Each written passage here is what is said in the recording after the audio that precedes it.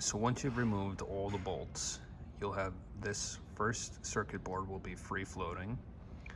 The second circuit board here will be free floating. And the third power supply wiring grid here will also be free floating.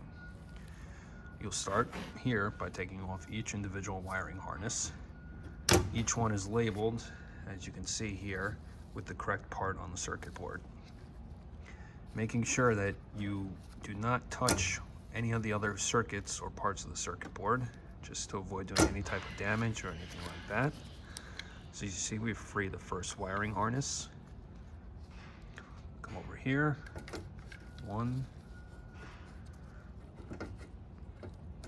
2, 3, 4, 5, and 6. That frees that wiring harness, so the first circuit board's completely free. Come over here. 1, 2.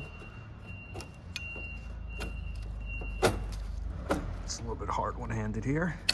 2, and then 3, and you free that circuit board. So the first 2 circuit boards on top here are free of all the wiring harnesses. Now if you scoot forward the first one here, you'll notice underneath there's a second set of harnesses keeping everything together.